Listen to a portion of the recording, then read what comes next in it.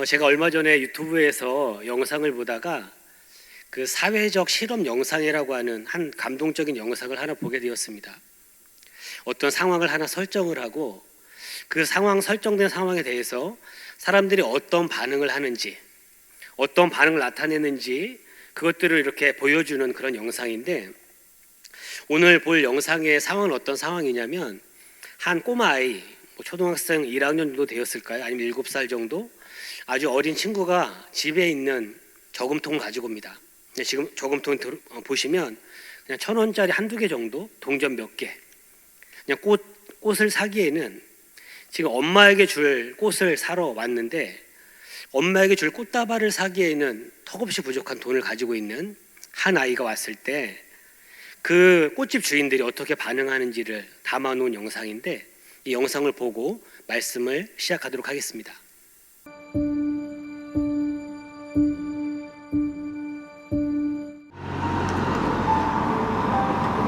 어서 와. 왜? 계세요? 네, 있어요. 안녕하세요. 안녕. 안녕하세요. 사왔어요? 네. 이걸로 꽃 살 수 있는 거 주세요. 선물하는 거예요? 엄마가 너무 오랜만에 와서 사주려고요. 꽃? 네. 엄마가 어디서 오셔? 엄마요? 응. 일하고 오셔요. 일하고 어디서 일하고 오셔? 멀리. 멀리? 네. 아유, 몇 살이야? 꽃다발로 주세요. 이걸로 살 수 있는 큰 꽃다발로 주세요. 큰 꽃다발? 네. 누구 주려고요? 엄마가 오랜만에 와서 선물로 주려고요. 그래요?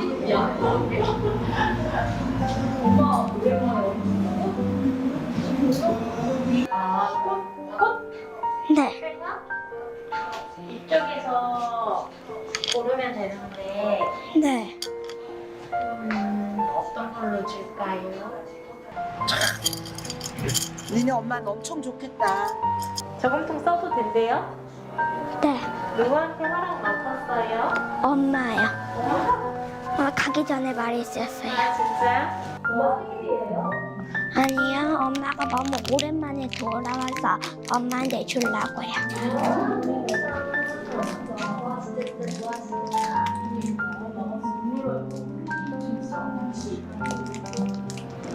들어와, 들어와. 아니, 밖에 있을게요. 이리 와봐, 여기 꽃 있잖아. 물 여기 쏟아지니까 이렇게 들고 가요? 네, 감사합니다. 네, 잘 가요. 네, 안녕히 계세요. 예뻐서 이렇게 해줬어. 네, 감사합니다. 오리도 붙였어. 잘 들고 가야 돼. 잘 가. 네, 조심해서 가요. 안녕. 안녕히 계세요. 아, 귀여워.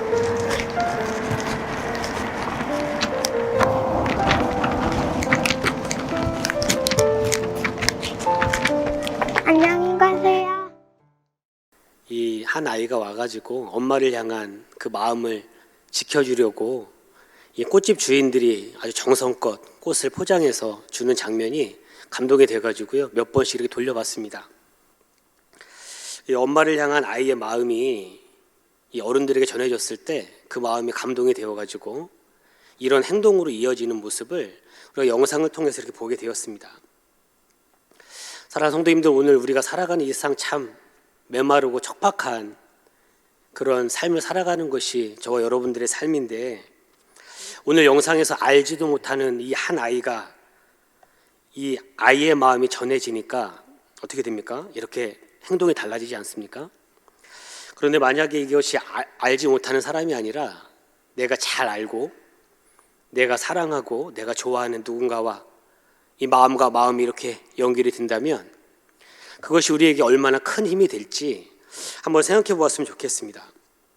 그래서 오늘 밤에는 도대체 우리의 마음은 어디에 연결되어 있는가? 내가 살아가는 일상 속에서 나의 마음은 누구와 연결되어 있는가? 나의 마음은 어디에 연결되어 있는지 그거를 좀 오늘 말씀을 통해서 확인하려고 합니다. 그래서 오늘은 학개서 1장의 말씀을 1절부터 15절까지 읽었는데, 우리 학개서 1장을 살펴보면서 우리 마음을 어디에 연결해야 되는지, 우리의 마음을 어디에 두어야 되는지 하나님 말씀을 함께 나눠보고자 합니다. 먼저 오늘 학개서 1장 말씀을 나누기 전에 우리 학개 1장의 배경을 좀 설명을 드리면, 우리 주전 586년에 바벨론에 의해서 남유다가 멸망하지 않습니까? 그래서 이 바벨론에 의해서 멸망이 되었을 때 예루살렘 성, 유대인들의 생각에 있어서는 난공불락의 성입니다. 요새와 같이 어떤 나라가 쳐들어와도 무너지지 않을 거라고 생각했던 예루살렘 성이 무너졌습니다. 예루살렘이 함락이 되어졌고요. 더 큰 충격, 엄청난 충격으로 다가온 것은 무엇이냐면, 이들의 정신적인 기둥과 같은 예루살렘 성전, 이 솔로몬 성전이 불에 다 없어지는 그런 충격적인 두 가지 사건을 경험하게 됩니다. 하나는 예루살렘 성이 무너진 것이고요. 또 한 가지는 예루살렘 성전, 솔로몬 성전이 무너지는, 이스라엘을 떠받치고 있는 두 가지 큰 기둥이 완전히 무너지게 된 것입니다. 나라의 근간이 다 무너졌고, 그 왕족과 귀족들을 중심으로 세 차례에 걸쳐서 포로로 바벨론에 끌려가는 아주 비참한 역사를 이스라엘이 맞이하게 됩니다. 이렇게 포로 생활이 시작이 되었고요. 오늘 본문은 그로부터 한 50년 정도 지났을 때 벌어지는 일이 오늘 본문 가운데 나타나고 있습니다. 비록 나라가 망해서 지금 정든 고향을 떠나 타향, 지금 바벨론에 가서 살아가고 있지만, 사실 이 바벨론에 있는 사람들은 그 바벨론의 정책상 좋은 집, 나름 좋은 집, 그리고 좋은 직장과 좋은 조건에서 살아가고 있었던 것이 이 바벨론 포로로 가 있는 이스라엘 백성들, 남유다 백성들의 그런 삶의 모습이었습니다. 이러한 모습들은 이 예레미야가 쓴 편지를 보면 좀 알 수가 있는데요. 예레미야가 1차 포로로 끌려갔던 자들에 대해서 편지를 쓴 글이 있는데, 예레미야 29장 4절부터 6절인데요. 우리 한 목소리로 함께 읽도록 하겠습니다. 예레미야 29장 4절부터 6절입니다. 시작. 만군의 여호와 이스라엘의 하나님께서 예루살렘에서 바벨론으로 사로잡혀 가게 한 모든 포로에게 이와 같이 말씀하시니라. 너희는 집을 짓고 거기에 살며 텃밭을 만들고 그 열매를 먹으라. 아내를 맞이하여 자녀를 낳으며 너희 아들이 아내를 맞이하며 너희 딸이 남편을 맞아 그들로 자녀를 낳게 하여 너희가 거기에서 번성하고 줄어들지 아니하게 하라. 아멘. 사실 바벨론에서 살아가면서 가장 큰 불편은 사실 영적인 게 채워지지 않는, 예배하지 못하는, 성전을 짓지 못하게 하고 예배 행위를 하지 못하게 했기 때문에 영적인 갈급함이 가장 컸지만, 사실 시간이 이렇게 50년 정도 지나가면서 사람들 마음 가운데는 예배드리지 않는 것, 몇 명을 제외하고는, 정말 영적으로 너무 갈급해서 고통스러워하는 몇 명을 제외하고는 사람들의 마음 가운데 점점 예배에 관해서는 지금 소홀해져가는 그런 모습이 한 이 50년 정도 시간이 되었을 때 이 포로로 끌려간 남유다 백성들의 모습이었다는 것입니다. 그래서 사실 다 무너져버린 조국, 저 예루살렘, 지금 아픈 조국의 모습을 생각하는 것보다, 사실 초라하게 다 무너진 조국에서 사는 것보다 지금 바벨론에서 안정되고 좀 더 화려하게 편안하게 살아가는 지금의 삶이 참 만족스럽다. 그래서 차라리 그냥 여기서 사는 것이 좋다고 생각하는 이들이 점점 더 많아지고 있을 때였습니다. 그러다가 주전 539년에 이 바사 제국이, 페르시아가 이 바벨론을 정복을 합니다. 그래서 순식간에 바벨론의 포로에서 지금 바사, 페르시아의 포로가 되는 이 남유다의 모습을, 남유다의 이 포로들의 모습을 오늘 성경 가운데 우리가 확인하게 됩니다. 이 바사의 통치를 받기 시작한 지 1년 정도 지났을 때에 하나님이 우리가 잘 아는 바사왕 고레스의 마음을 감동시키셔서 고레스 칙령을 발표하게 되는데, 우리 에스라 1장 2절 3절의 말씀을 제가 봉독해 드리겠습니다. 바사왕 고레스는 말하노니 하늘의 하나님 여호와께서 세상 모든 나라를 내게 주셨고 나에게 명령하사 유다 예루살렘에 성전을 건축하라 하셨나니 이스라엘의 하나님은 참 신이시라. 너희 중에 그의 백성된 자는 다 유다 예루살렘으로 올라가서 이스라엘의 하나님 여호와의 성전을 건축하라. 그는 예루살렘에 계신 하나님이시라. 아멘. 예루살렘으로 돌아가서 성전을 건축하라는 명령이 이방인 왕, 고레스의 왕, 고레스 왕의 입을 통해서 그 명령이 떨어졌습니다. 그래서 다시 예루살렘으로 돌아가는 귀환의 역사가 시작이 되어집니다. 세 차례에 걸쳐서 바벨론으로 끌려왔던 것처럼 동일하게 세 번에 걸쳐서 예루살렘으로 돌아가는 그런 역사를 맞이하게 되는데, 그 첫 번째 1차 포로 귀환의 지도자가 누구였냐면 다윗 왕족 출신인 스룹바벨과 제사장 여호수아가 지도자로 뽑혀서 5만여 백성들을 데리고 1차로 예루살렘으로 귀환하게 됩니다. 사랑하는 성도 여러분, 참 놀랍지 않습니까? 하나님의 백성들은 지금 이 바사라는 나라에 포로로 끌려와 있어서 아무런 힘도 없고, 그리고 성전을 짓고자 하는 어떤 마음도 어떤 갈망도 하나도 남아있지 않은데, 하나님께서 이방왕 고레스의 입을 열어서 너희는 지금 예루살렘으로 돌아가서 성전을 지으라는 명령이 지금 떨어진 것입니다. 세상의 주권자들의 힘이 아무리 강하고 아무리 엄청난 힘을 가지고 있는 것 같아도 세상 모든 역사는 우리 하나님의 그 큰 손 안에 있는 줄로 믿습니다. 그래서 바사왕 고레스의 명령으로 주전 537년에 예루살렘으로 복귀하기를 시작했고, 536년에 예루살렘에서 성전 기초를 놓고 성전을 재건하기 시작합니다.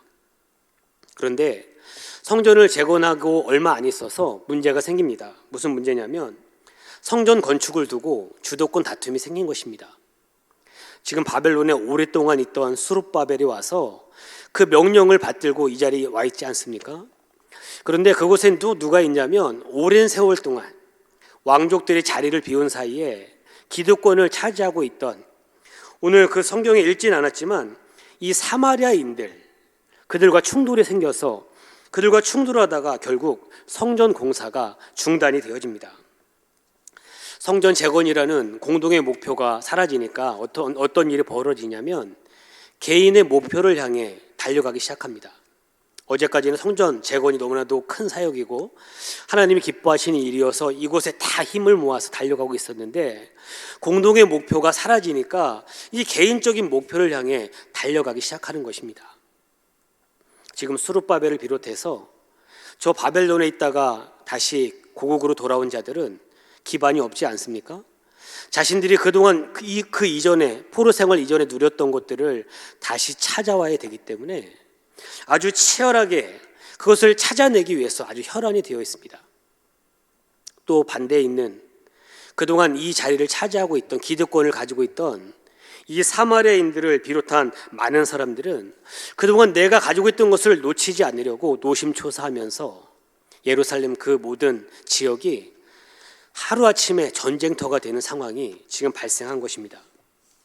이런 시간이 지나다 보니까 16년 동안 자기 삶에 바빠서 하나님의 성전을 재건하라는 이 본분을 망각하고 있을 때 이들을 일깨우려고 하나님이 보내신 선지자가 바로 오늘 본문의 학개 선지자입니다. 학개 선지자를 통해서 하나님께서 이렇게 말씀하시기 시작합니다. 학개 1장 1절입니다. 다리오 왕 제2년 여섯째 달 곧 그 달 초하루에 여호와의 말씀이 선지자 학개로 말미암아 스알디엘의 아들 유다 총독 스룹바벨과 여호사닥의 아들 대제사장 여호수아에게 임하니라. 이르시되 아멘. 당시 백성들을 대표하고 있던, 그래서 성전 재건을 격려해야 했었던 스룹바벨과 여호수아에게 하나님 말씀하십니다. 이것은 비단 두 지도자에게만 말씀하시는 것이 아니라 성전 재건을 멈췄던 이스라엘의 모든 백성들을 향한 하나님의 말씀입니다. 우리 3절과 4절의 말씀을 우리 한 목소리로 함께 읽겠습니다. 시작. 여호와의 말씀이 선지자 학개에게 임하여 이르시되 이 성전이 황폐하였거늘 너희가 이때에 판벽한 집에 거주하는 것이 옳으냐. 아멘. 무슨 말입니까? 나의 성전은 지붕도 없이 이렇게 폐허가 된 상태로 이렇게 방치가 되어 있는데 너희들은 그렇게 좋은 집에, 좋은 재료로 지은 집에 살면서 과연 이게 옳다고 생각하느냐? 하나님의 성전은 지금 지붕도 없이 이렇게 폐허가 되어 있는데 너희들은 편안한 집에 좋은 집에 살면서 왜 아무런 마음의 불편함이 없느냐? 하나님께서 지금 질문을 하고 계십니다. 오늘 본문 2절에 보니까 당시 유다 백성들의 마음에 성전 재건에 대한 마음이 없었던 것은 아닙니다. 다만 지금 우리가 살아가고 있는 이때는 성전 건축할 때가 아니라고 모두가 판단하고 있었던 것입니다. 조금 더 안정된 후에 합시다. 당장 눈앞에 있는 문제는 해결한 다음에 그 다음에 합시다. 누울 수 있는 집 한 칸이라도 장만한 다음에 합시다. 어린아이들 좀 더 키워놓고 그때 합시다. 지금은 다들 먹고 살기에 바쁘니 당분간 성전 재건 얘기는 꺼내지 맙시다. 그들의 마음이 똑같은 마음이 되어서 그렇게 살다 보니까 16년이라고 하는 시간이 훌쩍 지나가 버린 것입니다. 오늘 본문 6절의 말씀을 보니까 당시 이스라엘 백성들이 얼마나 팍팍하게 살고 있었는지 이들의 삶의 실상이 오늘 본문 가운데 나와 있습니다. 우리 6절입니다. 너희가 많이 뿌릴지라도 수확이 적으며 먹을지라도 배부르지 못하며 마실지라도 흡족하지 못하며 입어도 따뜻하지 못하며 일꾼이 삭슬 받아도 그것을 구멍 뚫어진 전대에 넣음이 되느니라. 아멘. 씨를 아무리 뿌려도 소출이 없고 늘 배고프고 늘 가뭄으로 마실 물조차 없는 그런 상황입니다. 입을 옷도 부족하고 아무리 열심히 일해도 돈이 모아지지 않는, 그래서 이들의 삶에 있어서 가장 기본적인 생존권조차 보장되지 않는 그런 상황이 오늘 이 남유다, 이 예루살렘에 복귀한 백성들의 삶의 모습이었습니다. 사실 이런 상황이라면 성전을 건축한다는 것 불가능한 것 아닙니까? 사실 좀 더 유보해 놨다가 형편이 좀 괜찮아지면, 그래도 살만하게 되면 그때의 성전 건축해도 되는 그런 상황처럼 오늘 상황은 보입니다. 그런데 이 똑같은 상황, 이렇게 어려운 상황에 대해서 학개 선지자의 해석은 다릅니다. 오늘 학개 선지자는 5절과 7절에 두 번이나 이렇게 말합니다. 너희는 잠깐 멈춰서서 너희의 행위를 살펴봐라. 너희가 지금 잘 살고 있는지, 너희 행위가 하나님 앞에서 과연 옳은 것인지 잘 살펴봐라. 아무리 노력을 해도 헛속으로 돌아가는 이 상황이 어디서부터 잘못된 것인지 정확하게 진단을 해봐라. 이 학개 선지자가 그렇게 말씀하고 있습니다. 우리 오늘 본문 9절부터 11절을 우리 한 목소리로 함께 읽어보겠습니다. 9절부터 11절입니다. 시작.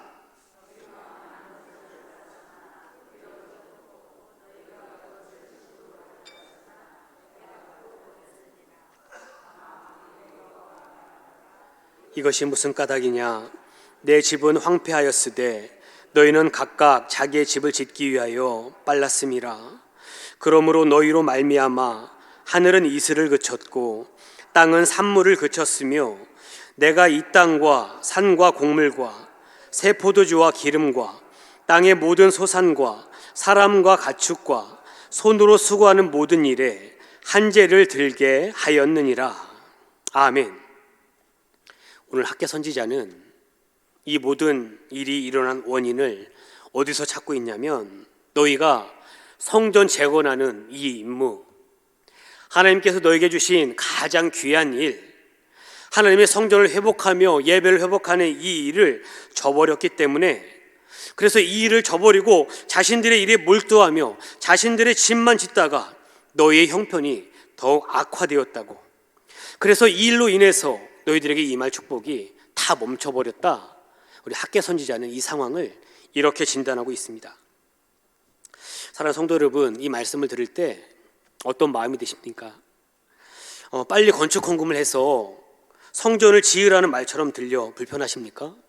그런데 오늘 본문의 말씀은 그것을 말씀하시는 것이 아닙니다.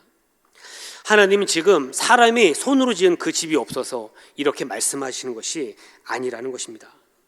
그렇다면 하나님께서는 오늘 학개 선지자를 통해 이스라엘 백성들에게 무엇을 말씀하시려고 하는 걸까요?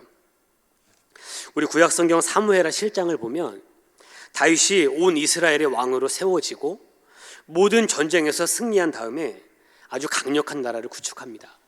이스라엘에 있어서 이전에는 단 한 번도 이루지 못한 그런 엄청난 업적으로 아주 강력한 나라를 구축합니다. 그때 다윗의 마음 가운데 하나님을 향한 마음의 소원이 있었습니다. 하나님, 저를 이렇게 큰 은혜를 베풀어 주셔서 제가 이 자리까지 오게 되었는데 제 마음 가운데 하나님의 성전을 지어드리고 싶은 마음이 생겼습니다. 하나님의 성전을 짓고 싶은 계획이 제 마음 가운데 있는데 하나님의 뜻은 어떠하십니까? 나단 선지자를 통해서 하나님께 자신의 의견을 하나님께 묻습니다.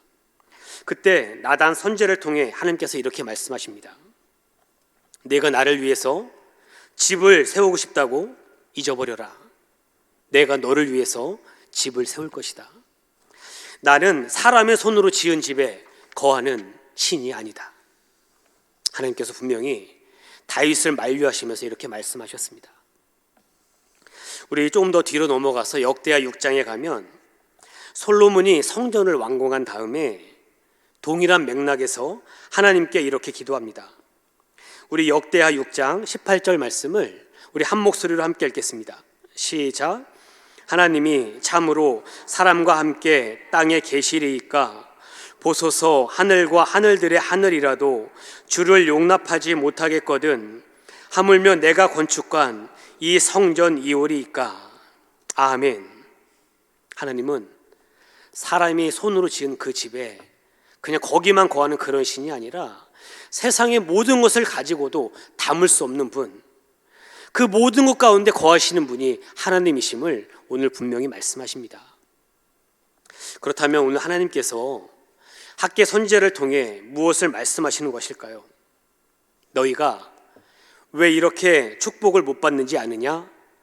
너희의 우선순위가 잘못되었기 때문이다. 너희의 축복이 왜 멈춰졌는지 아느냐? 너희의 우선순위가 지금 잘못되었기 때문이다. 잠깐 멈춰서서 너희가 무엇이 잘못되었는지 너희의 삶을 자세히 살펴봐라. 너희의 삶을 가만히 살펴보면서 무엇이 잘못되어서 하나님의 축복이 멈췄는지를 가만히 바라봐라. 너희의 빈곤함, 너희의 공고함, 그것의 원인은 하나님에 대해 무관심했기 때문이다. 너희의 중심이 하나님께 있지 않고 세상 가운데 있었기 때문이다. 너희의 우선순위가 하나님께 있지 않아서 이런 일이 발생했다고 이 학개 선지자가 지금 하나님의 말씀을 대언하고 있는 것입니다. 그러면서 오늘 학개 선지자는 유다 백성들을 향해서 이런 상황을 타개할 수 있는 새로운 행동을 촉구합니다. 오늘 본문 8절입니다. 너희는 산에 올라가서 나무를 가져다가 성전을 건축하라. 그리하면 내가 그것으로 말미암아 기뻐하고 또 영광을 얻으리라. 여호와가 말하였느니라. 아멘. 오늘 본문에서 하나님이 요구하시는 것이 무엇입니까? 너희는 솔로몬 성전을 지을 때처럼 레바논의 백향모, 그 거대한 잣나무를 가져다가 그러한 화려한 수입 재료를 가져다가 하나님의 성전을 지으라고 지금 말씀하시지 않습니다. 평범한 백성들이 자신이 오를 수 있는 그 산에 올라가서 나무를 베어다가 하나님의 성전을 지으라고 하나님께서 말씀하십니다. 그렇다면 하나님이 원하시는 것은 무엇입니까? 화려한 성전, 거대한 성전, 엄청난 건축 기술로 지은 그 솔로몬 성전 같은 엄청난 성전이 아니라 하나님이 지금 원하시는 것은 바로 백성들의 마음이라는 것입니다. 자신의 뒷동산에 올라서 나무를 베어다가 하나님의 전을 짓고자 하는 그 백성들의 그 순수한 마음, 하나님을 향해서 그래도 내가 할 수 있는 것을 찾아서 하나님께 드리고 싶은 그 마음, 하나님께서 원하시는 것은 바로 그 마음이라는 것입니다. 학개를 통해 주시는 하나님의 음성을 이스라엘 백성들이 듣기 시작했습니다. 그동안 우선순위에서 밀려나 있던 하나님께 귀를 기울이기 시작하고 하나님이 우리 나라에 우리에게 무엇을 원하시는지 그것을 듣기 시작했습니다. 그래서 이들의 예배가 회복이 되어지고 하나님의 뜻을 깨닫기 시작하니까 이들의 삶이 달라지기 시작합니다. 다시 두렵고 떨리는 마음으로 하나님을 경외하는 마음으로 하나님을 바라보기 시작하니까 이스라엘의 마음과 하나님의 마음이 이렇게 연결되기 시작한 것입니다. 하나님의 마음이 이스라엘 백성들과 마음이 연결이 되니까 이스라엘 백성들을 향한 하나님의 마음이 전달됩니다. 오늘 본문 13절을 우리 한 목소리로 함께 읽도록 하겠습니다. 시작. 그때에 여호와의 사자 학개가 여호와의 위임을 받아 백성에게 말하여 이르되 여호와가 말하노니 내가 너희와 함께하노라 하니라. 아멘. 우리 함께 고백해 보겠습니다. 내가 너희와 함께하리라. 내가 너희와 함께하리라. 내가 너희와 함께하겠다는 하나님의 그 음성이 예배 가운데 들려지기 시작하니까 하나님 마음이 전해지니까 이 이스라엘 백성들, 남유다 백성들의 마음 가운데 아주 벅찬 감동이 전해졌습니다. 하나님의 마음이 전해지고 그 감동이 전해지기 시작하니까 이들의 삶이 달라지기 시작합니다. 너희가 마음으로 짓는 그 성전에 내가 임재할 것이며 너희가 마음으로 지은 그 성전에 내가 거하면서 너희에게 복을 주고 너희와 함께 할 것이다. 너희가 마음으로 그렇게 함께 기쁨으로 짓는 그 성전에 내가 임하여서 너희와 함께 하면서 너희에게 복을 줄 것이다. 하나님께서 그렇게 말씀하십니다. 하나님의 마음, 백성의 마음이 이렇게 연결이 되니까 하나님의 감동이 전해지니까 성전 공사가 재개가 됩니다. 그런데 다시 재개된 성전 공사는 이전과는 비교할 수 없는 아주 귀한 재료로 이 성전이 지어지는데 오늘 본문 14절이 그것에 대해서 이렇게 기록하고 있습니다. 우리 14절 너무나도 중요한 구절이니까 우리 한 목소리로 함께 읽겠습니다. 시작. 여호와께서 스알델의 아들 유다 총독 수룹바벨의 마음과 여호사닥의 아들 대제사장 여호수아의 마음과 남은 모든 백성의 마음을 감동시키심에 그들이 와서 만군의 여호와 그들의 하나님 전 공사를 하였으니. 아멘. 이들이 짓는 성전은 그 이전에 성전을 지을 때 쓰지 않은 아주 귀한 재료가 들어갑니다. 무엇입니까? 오늘 본문에 보니까 수룹바벨의 마음과 여호수아의 마음과 온 백성의 마음이 하나하나 쌓여서 그 성전이 아주 아름답게 지어지기 시작합니다. 하나님의 마음으로, 그리고 수룹바벨의 마음으로, 그리고 여호수아의 마음으로 남은 모든 백성의 마음이 이렇게 모아져서 지은 그 성전, 얼마나 아름답고 얼마나 향기나며 하나님이 기뻐하시는 성전이었겠습니까? 그래서 학개 2장에 보면 이 성전의 나중 영광이 이전 영광보다 더 클 것이라고 말씀하십니다.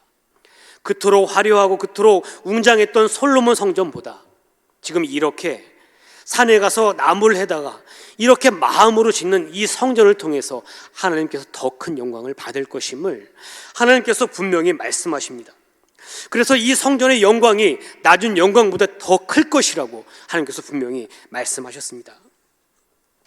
사랑하는 성도 여러분, 오늘 이 밤에 우리가 점검할 것은 무엇이냐면 우리의 마음이 어디에 연결되어 있는지, 내 마음이 세상에 어느 누구와 연결되어 있는지, 세상 사람들이 바라보는 그것과 연결되어 있는지, 하나님과 연결되어 있는지, 예수님과 연결되어 있는지 그것들을 점검하는 밤이 될 수 있기를 주님의 이름으로 축복합니다. 우리 교회는 최근 현장 예배 회복 운동을 벌이고 있습니다.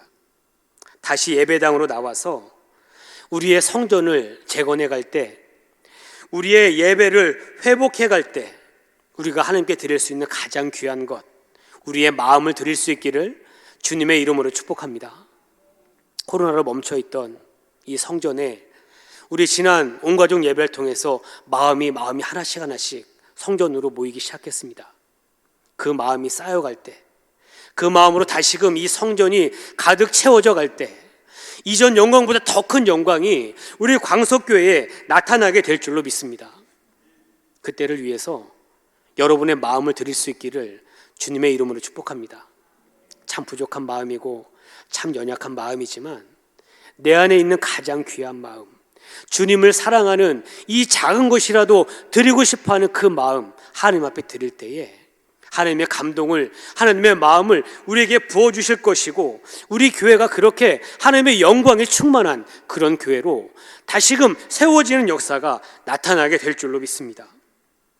광석교회 온 성도가 마음을 모아 짓는 거룩한 성전에 우리 주님께서 임재하여 주시고 주의 영으로 채워 주실 줄로 믿습니다.